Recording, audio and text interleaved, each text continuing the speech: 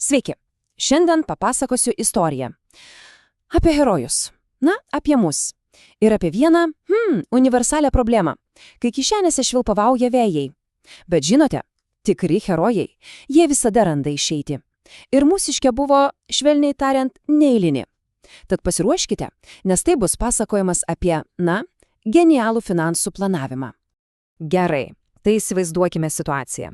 Esam kapinėse. Aplinkui vyksta karas. Žmonės miršta. Liūdna? Galbūt. Bet mes pamatėm galimybę. Juk paklausa akivaizdi. Kiti mato tragediją, o mes augančią rinką. Tai ne šiaip antkapių pardavinėjimas, ne. Tai, galima sakyti, ekonomikos gaivinimo planas. Mes tiesiog padedam. Sau irgi, žinoma. Ir, tiesą sakant, svarbiausia čia nepamiršti vieno dalyko. Mes herojai. Taip, viską, ką darom iš kilnių paskatų. Gerai, gal šiuo metu ta kilni paskata yra tiesiog išgyventi ir galbūt nusipirkti naujus batus. Bet smulkmenos. Esmė juk nesikeičia, ar ne? Taigi, planuojam savo verslo imperiją. Ir staiga trukdis. Ne visai beldimas į duris. Greičiau jau rėkimas ir ginklų žvanginimas už jų. Miesto sargyba. Matyt, išgirdo apie mūsų startuolį ir atėjo su investiciniu pasiūlymu. Arba apdovanojimu už verslumą. Taip, tikriausiai. Žinot, komunikacija yra viskas. Ir čia puikus pavyzdys, kaip svarbu tinkamai interpretuoti.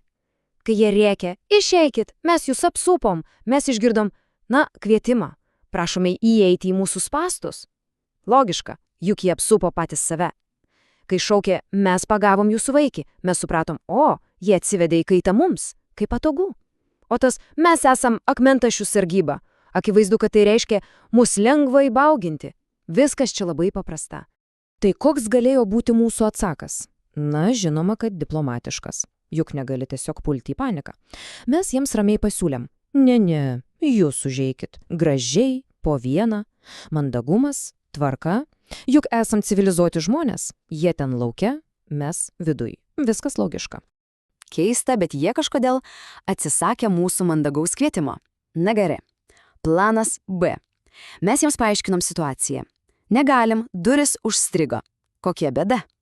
Tai žinoma buvo taktinis manevras, psichologinis spaudimas ir svarbiausia, tai davė mums kelias bragias sekundės sugalvoti, kągi mes dabar darysim. Ir tada gimė planas. Genialus savo paprastumu.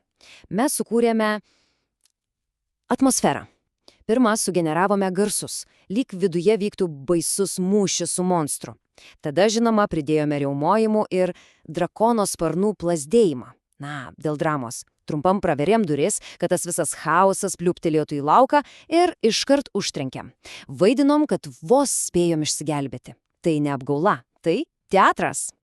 Ir neįtikėtina, bet tai suveikė. Tiesiog tobulai. Anapus durų pasigirdo panikos klyksmai, bildesys, kažkas rėkia, kad reikia bėgti prie išėjimo. Pasirodo, drakono sparnų garso efektas yra stipresnis argumentas už bet kokią logiką. Kas būtų pamanęs? Kai jau atbaidėme pagrindinės pajėgas, nusprendėme perimti iniciatyvą. Juk sakoma, geriausia gynyba – puolimas. O lauke dar liko keli sargybiniai, reikėjo juos kaip nors nustebinti. Ir mes sugalvojom, kaip. Planas vėlgi genialus. Pirma, viena iš mūsų, kerėtoje cilindrą, apsimeta, kad pasiduoda. Išeina viena, rankas iškelusi. Ji – masalas. Kai sargybiniai prieis jos surišti, ji paleis visą pragarą. O tada jau mes, likusieji, išbėgsime jos didvyriškai gelbėti. Viskas apgalvota iki smulkmenų. Ir tas momentas. Cilindrą ištarė burtažodį ir bam! Iš žemės tiesiog išdygsta šešėlinių čiuptuvų miškas. Tikras košmaras tiems sargybiniams. Vaizdelis buvo, turiu pripažinti, įspūdingas. Tiesiog meno kūrinys. Koks rezultatas? 3 sargybiniai tiesiog dingo per pirmas kelias sekundės. Greita, efektyvu. Jokių ilgų derybų, jokios biurokratijos. Tiesiog sprendimas. Gerai, o kas toliau? Toliau prasidėjo, pavadinkime tai nekompetencijos fiesta. Tai buvo tikra smurto ir tiesiog blogų sprendimų simfonija. Tiek iš mūsų pusės, tiek iš jų. Būkime atviri. Reikia pripažinti, sargybiniai buvo kūrybingi. Vienas iš jų pagrėbė mūsų kovotoją Dreką ir pradėjo ją daužyti mūsų paladiną Laigoną. Taip, Teisingai, jis pavertė dreką gyvų vėzdu. Tai naujas lygis ginklų inovacijose, tiesą sakant. Buvom šiek tiek apstulbę. Ir žinoma, taiklumas. Štai pavyzdžiui, 7. Tiek metė vienas iš mūsų ir, aišku, nepataikė. Ta diena, atrodo, visi buvom tiesiog taiklumo meistrai.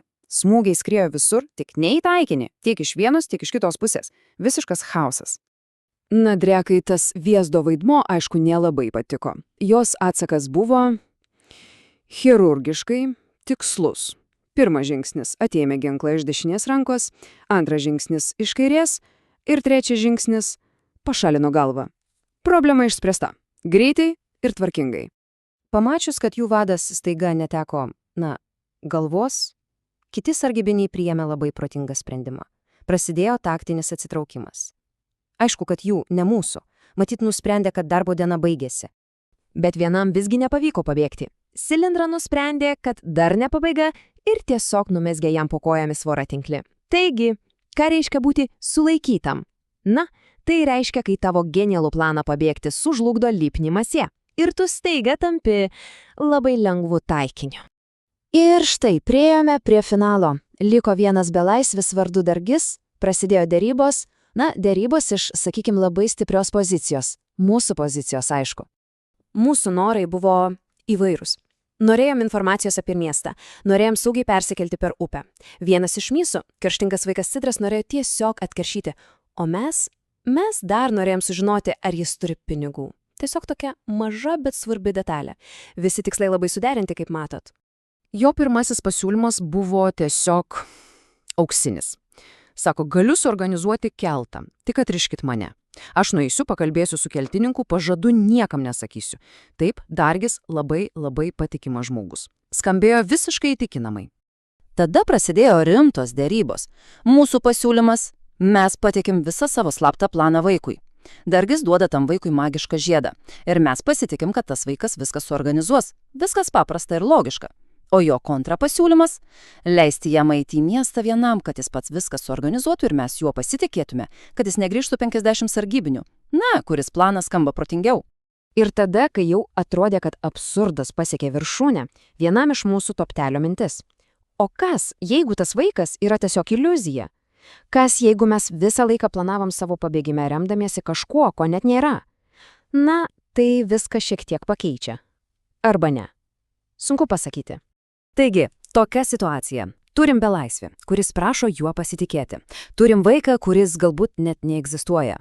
Ir turim upę, kurią reikia perplaukti. Tad klausimas lieka atviras. Ar kas nors patikėtų šiam žmogui organizuoti savo pabėgimą? Galima gerai apie tai pagalvoti.